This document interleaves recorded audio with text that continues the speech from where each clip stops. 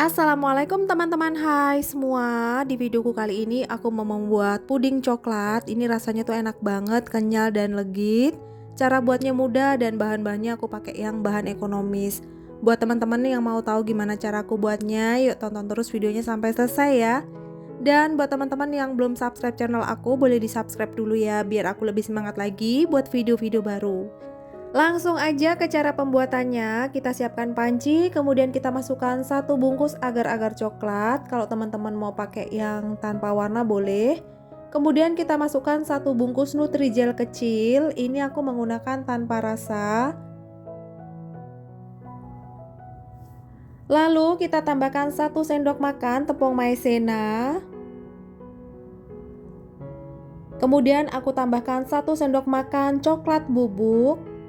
Lalu kita tambahkan 170 gram gula pasir. Kalau teman-teman mau lebih manis boleh ditambahkan 20 gram lagi ya. Kemudian bahan ini kita aduk hingga tercampur rata.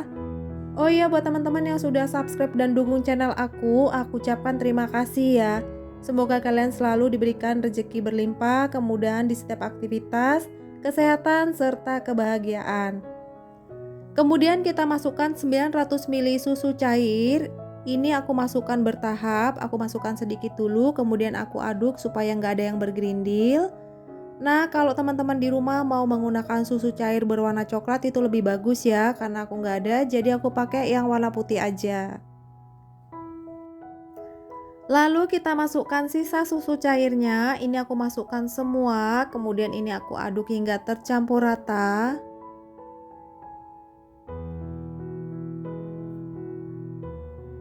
Jangan lupa supaya lebih gurih kita tambahkan sedikit garam, kita aduk kembali hingga rata, lalu ini akan kita masak menggunakan api sedang cenderung kecil. Supaya di bagian bawahnya tidak menggumpal, ini tetap kita aduk ya dari mulai memasak hingga matang. Setelah puding yang kita masak sudah mau mendidih, kemudian kita masukkan coklat batang, ini aku gunakan sebanyak kurang lebih 150 gram. Setelah coklat batang kita masukkan, tetap diaduk ya supaya tidak ada endapan di bagian dasar panci. Kita aduk hingga mengental dan mendidih seperti ini. Kalau sudah mendidih, kita matikan kompor. Kemudian kita angkat, lalu ini akan kita tuang ke dalam cetakan. Untuk cetakannya aku gunakan cetakan seperti ini ya, bebas aja, sesuaikan dengan selera teman-teman di rumah mau pakai cetakan yang seperti apa.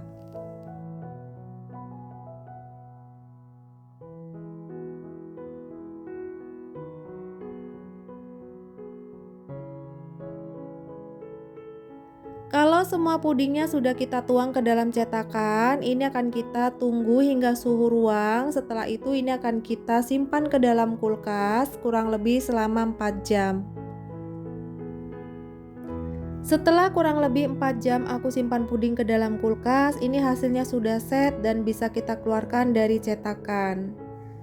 Cara mengeluarkan puding dari cetakan ini juga mudah banget ya, tinggal ditekan-tekan seperti ini lalu pudingnya akan keluar sendiri.